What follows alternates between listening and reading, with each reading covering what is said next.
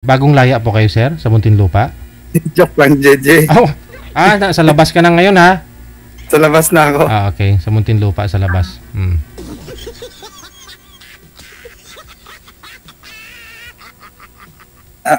Madam, Ano? taga saan ka dito sa Manila? Province ko is Samar. Province ko, Aklan. Aklan. Pero nandito ako sa Manila. Saan ka dito sa Manila? Valenzuela. Anong name mo? Mara. Ayan po. Mara. Ibig sabihin tuyo na. Tuyot. Na.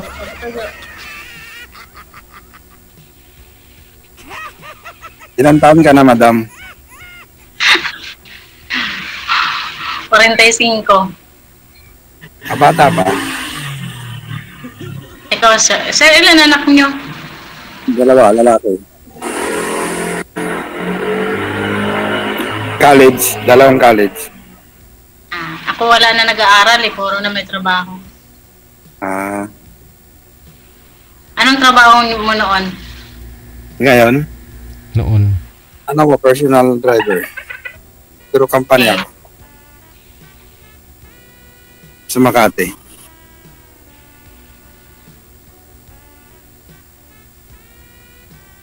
Ikaw, anong trabaho mo?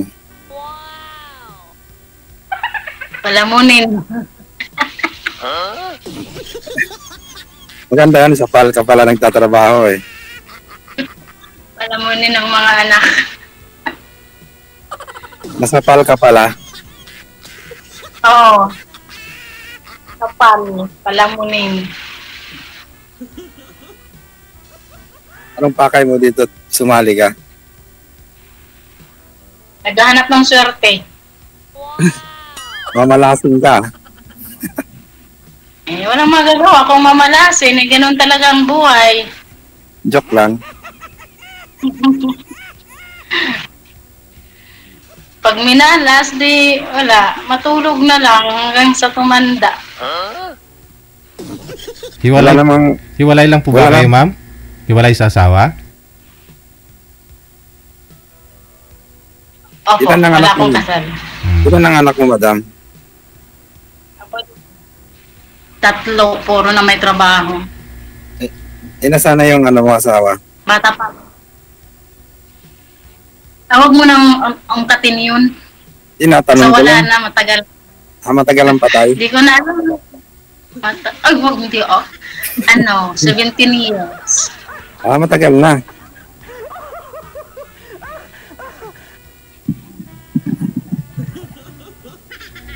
Hindi na ako kayo nag-boyfriend, ma'am? Sa 17 years? Mayroon po. Ano lang, tikim-tikim lang, DJ. Magandang ano yan, oh. Okay. Tikim. Gigi, tikim-tikim lang pala. Ano yan, pag medyo nasawaan, pag medyo okay yung lasa, to tagal. Pag hindi, bitaw, no, ma'am, no? Pag may... ganun talaga yun. Okay, tumatagal din. Pag kasundo, tatagal. Pero kung hindi, hindi masarap. Walay. Yeah, ganun talaga yun. Mahirap naman yung pasanin natin na mabigat masyado. Correct. Kaysa matali ka, no? Magpakasal ka, no? Ako siguro magpapakasal pag mayroon ng expiration yung kasal. Ikaw, sir, kasal ka noon? Hindi. Wala Pag kang may isa pinakasalan? Wala. Pag isa batas na yung kasal na may expiration, magpapakasal na ako.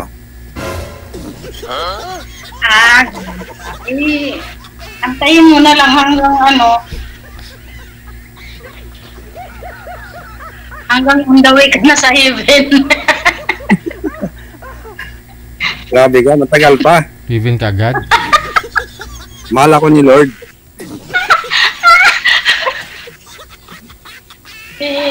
Wala sa atin yan. Mahirap yan eh. Mahirap mangyari yata yan.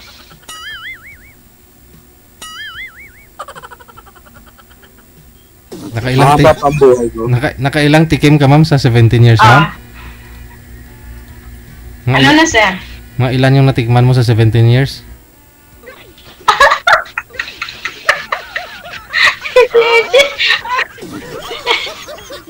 Ilan yung natikman mo, madam? Hindi ko alam, hindi ko mabilang. Madami?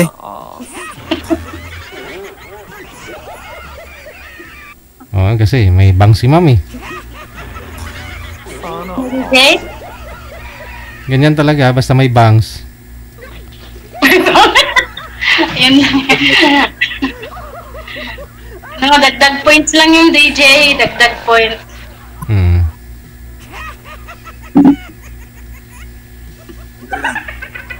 Ayan, napatayo na tuloy si sir. Naiihi.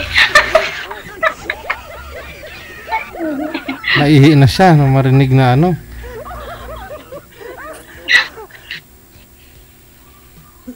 Ano na, sir? Magsalita ka.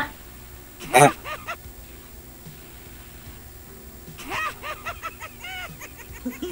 Hindi ka na nauwi sa inyong probinsya? Uwi lagi. Andun bahay ko eh. So may bahay kayo dyan sa Valenzuela?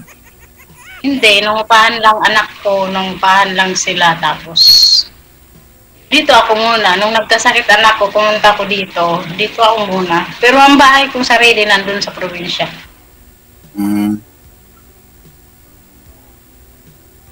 Ilan taon na yung ano mo, bunso? Dito nung upahan lang.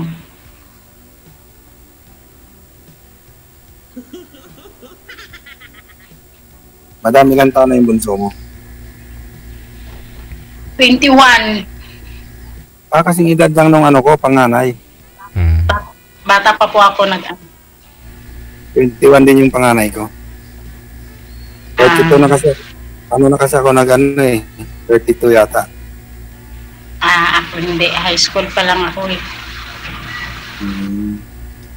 Amang ka para kumaringking.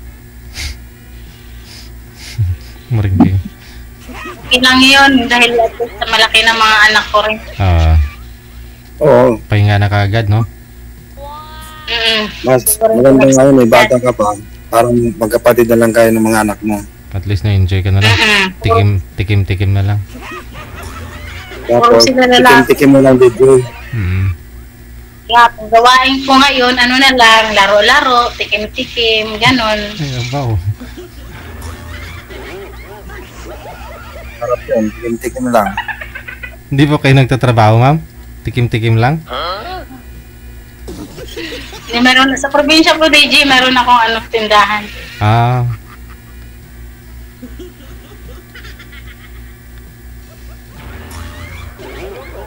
DJ, kamusta ka na, DJ?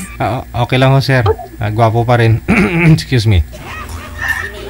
DJ face ka rin?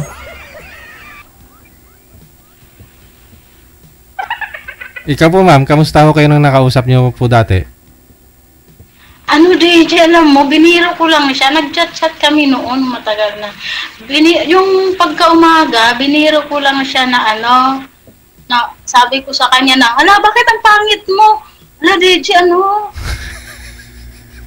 pinutol yung tawag, tapos blinak ako.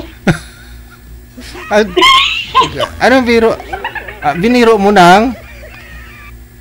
Sabi ko, nang pag-open niya ng message, at tumawag siya, tapos sinagot ko yung call niya. Tapos bigla kong sinabi sa kanya, biniro ko lang siya na, hala, bakit gano'n ang mukha mo? Bakit ang pangit mo? Wala.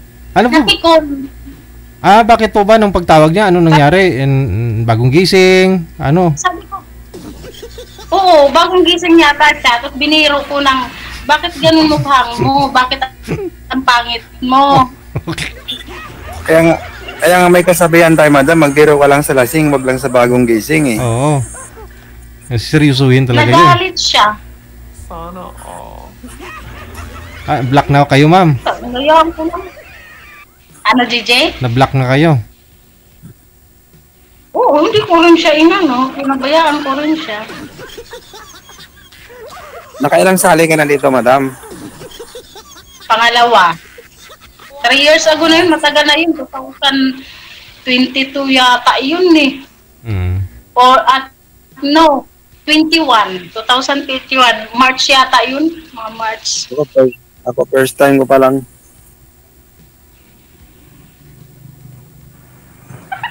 First time ko pa lang sinalo dito. Kaya matagal ko lang sinusubaybayan yung programa ni DJ. Kung taon ka na, sir, walang babae. Almost 7 years. Ah, okay.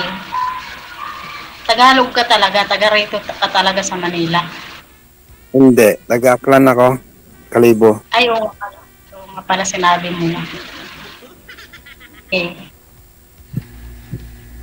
So, may pinapaaral ka pa. Oh, 2 college. So, naghahanap ka talaga ng mga kasama sa buhay. Makakwentuhan. Kung magustuhan, hindi pwede lang isama sa buhay. Ako na lang, sir, kasi mahilig akong makipagkwentuhan. Basta kwentuhan lang, okay na, kahit walang seryosohan. Tikim-tikim lang. Tikim-tikim lang.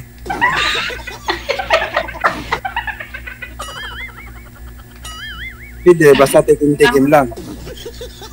Maganda yung walang seryosohan, basta kwentuhan. Ay, naku, game ako dyan, basta sa mga anuhan. Kasi sa panahon niya, pag magsineryoso ka, tatanda ka bigla eh. Dapat lang. Kaya nga eh. Meron ka magsineryoso ngayon sa buhay ngayon. Mahirap ngayon magseryoso sa buhay. Kailangan, mapapraning tayo pag seryosohin natin yung natin. Tapos, iniwan ka lang, di baka masiraan ka pa ng ulo, ng bait.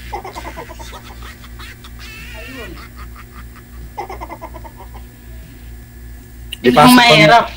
May pasok pa nga ako ngayon eh. Anong oras? Naka-break ako. Siguro mga 2:30 pasok na ako. Anong oras na? 12 na yata eh. Wala pa. 2:30 naman eh. 2:15 pa lang. Pero ma'am, Kaya nga. sa ngayon ma'am, wala ka talagang ngayon ha? Boyfriend o DJ? Wala po talaga kayong katingiman ngayon ha? Baka may magre-reklamo eh. Wala. Madam. Wala kang boyfriend ngayon? Wala po. Baka mamaya may magreklamo. Sa Valenzuela ka po ngayon ma'am, no? Ay, di malapit lang si Sir. Wala naman magreklamo kung walang magpapaloko. Pwede pala kitang pasalan dyan sa Valenzuela. Saan ka sa Valenzuela, ma'am? Ano, DJ? Saan po kayo sa Valenzuela? Wala signal. Walang signal. Pupuntahan daw po kayo ni Sir, ma'am. Saan po ba kayo sa Valenzuela? Wag muna, sir. Wag daw muna. Siguro may katikinan ka pa. Usap-usap muna tayo, huwag magmadali. Sige. Ay, hindi. Pag once na ginagawa ko yan, talagang taon yan. Tatalian ko yan. Ganon? Pag sa isang taon, ang ulo, ay wala. Walang magagawa. Pakawalan. Tumatagal din pala ng taon, ma'am, yung mga boyfriend mo. Ay, hindi lang taon, sir. Maabot ng 4 na taon, ganun. Kaya lang, ang tao kasi, pag matagal na, parang inaabuso ka na yung kabait, lalo na mabait tayo, di ba? Kung aabusohin ka na, ganun, porque mabait, lahat na lang ng gusto niyang gawin na hindi tama, gagawin, ganun. Ayaw ko ng ganun, di ba? Kaya nga ka ng kasama sa buhay para magtulungan. Seryoso naman pala sana yung pakay nyo. Yung nga lang parang nangyari, parang tikim-tikim na lang. Kasi hindi tumatagal, no? Hiwalay din. Ayoko pagdating ng panahon na nagbabago ba, tapos parang sarili na lang niya iniisip, ganun. Tapos ako, once na kung anong wala, eh, gusto ko tulungan, hindi yung lalo na kung may anak yung lalaki na sa sa una, lalo na maliliit pa, tapos maghanap buhay siya, tapos yung hanap buhay niya, iubos doon sa side niya, tapos once na magkasakit siya, ako ang magbabayad sa hospital, ako yung lahat-lahat. Hindi naman yung tama, DJ, di ba? Nangyari na po yan sa inyo, ma'am? Yung kinakasama mo? Nangyari na yan. Tapos once na nagkasakit siya na disgrasya, ako lahat ni Cinco, wala yung pamilya niya. Tapos nang okay na siya, puntak ng puntak yung family niya, manihingi na naman. Tapos doon na naman siya, halos walang matitira sa sarili. Kaya wala. Hindi ko naman siya inaway, iniwan ko na lang siya. Hindi na ako nagparamdam. Ikaw, mahilig ka pala mangiwan. Kasi magkasakitan lang kayo ng loob di ba? Magkasagutan kayo. Kaya, alam naman din niya kung bakit ganun yung tao, di ba, naiiwan siya. Alam kasi, gats nila, sinasabihan naman siya, wag kang ganun, magbago ka, ayaw naman, iiwanan na lang. Lalo na yung maliliit yung mga anak pa, nag-aaral, mahirap, DJ. Oo. Mahirap kasi doon lang atensyon nila kasi iisipin nila na yung anak ko ganun, walang ganyan, kailangan ko, ay hindi naman pwede yun. Kailan magtira sa sarili, once na magkasakit or at least mayroon may ambag. No, kasi ikaw, tapos na yung mga anak mo, malalaki na. Kung partner mo, bata pa yung mga anak. Kaya nga, yung magiging partner ko, tapos may mga anak maliliit yung nag-aaral pa, di ba? Ayoko rin ng ganun ba na mangyari. Siya doon pa rin, tapos yung asawa mag-titiks, tapos mangungutang dahil yung anak nila ganun, may gagamitan sa pera, yung asawa mangungutang ng gano'n, di ba? Pangit yung gano'n. Kung ako sa'yo, wag ka nang maghanap ng asawahin. Mag-focus ka na lang sa mga anak na po mo. Bakit ka, sir? Pag makahanap ako ng gustong-gusto ko talaga, bakit hindi? Oo nga. Okay, mga kahanap ka pa niya, bata ka pa Kung sana mong dumadating yun, hindi may kulang. Pagtulungan, hindi yung selfish na kasama sa buhay. Kasi ako, kung para sa akin, yung anak ko, kung magkaroon man ako ng kasama sa buhay, yung anak ko, hindi responsibilidad ng mga kasama ko dahil anak ko yung sarili. Hindi ko gali yung sasabihin na kung mahal mo ako, mahalin mo yung mga anak ko. Siyempre, mahalin, pero yung bubuhayin as in nabubuhayin talaga na hindi naman siya ang ama, parang nataya naman din yata yung ganun, di ba? Pasa mo yung obligasyon mo na hindi naman dapat na siya ang magdadala. Oo naman. Ganun yung prinsipyo.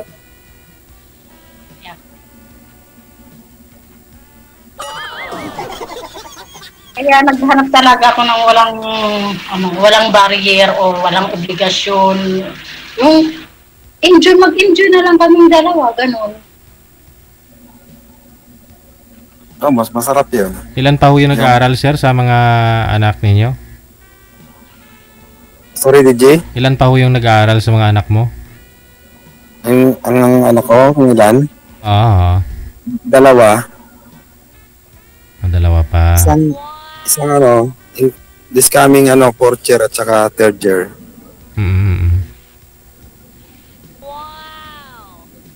College? College.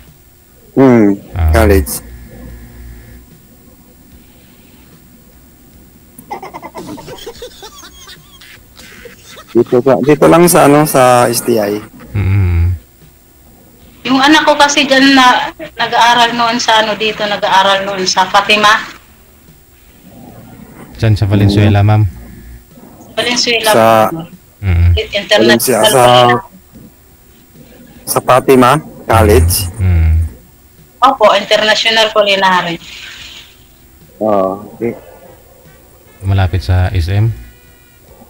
Opo, Sir DJ. Kaibigan kasi yung driver nung may-ari ng Fatima na yun, ng school na yun eh. Dati.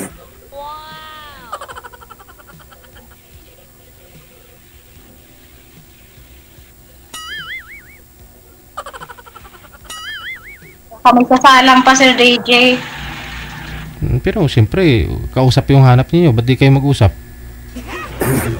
Ano po ito? Hindi, maraming salamat pala sa pag... Hindi ka naman nagsisi, sir. Hindi. Ha? Hindi naman. Ikaw, ma'am, Gusto ko lang, ano. nagsisi po kayo, ma'am, hindi? Hindi naman ako nagsisi. Ikaw, ma'am, hindi naman po kayo nagsisisi? Hindi naman po. Talagang ganun po yung, siyempre, keep searching po, ganun. Kung hindi magkasundo, hanap din ng iba, diba? Kasi gusto ko talaga dito, yung makahanap lang, yung enjoy na lang ba sa isa't isa, yung wala nang iisipin. Gusto ko lang din kasi, makausap sa, si DJ. Sa idol ko yan eh. Pero, hindi kasi... Ilonggo din yan. Si ano po kasi, si ma'am. Bakit to kasi bagong gising yung tao? Pagtawag sa'yo, nung sinagot mo, yun talaga bungad niyo po sa kanya. Bakit ang pangit mo? DJ. Tawag ko sa pero siguro may bagong yata gising ako ganoon. Siguro may problema yata siya na iniisip. Ganon. Kasi anak niya nag-aaral pa rin noon, may high school pa lang. Siguro, ganon yata. Yes, sir. DJ. Opo. Time's up na ako. Okay, sige. Na-connected naman na kayo. Tuloy-tuloy lang yung usapan, no? Okay, thank you. Maraming salamat. Bye. Okay, bye.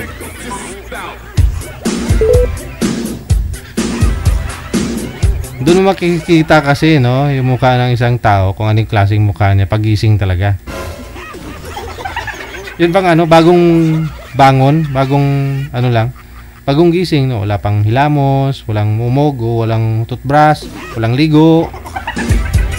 Doon mo makikita talaga yung mukha nun kung anong klase. So siguro pagkakita ni ma'am, napapangitan, kaya hindi na pigilan yung sasabihin, pasaway. Ikaw masama panaginip nun. Tapos sabihan mo pang pangit.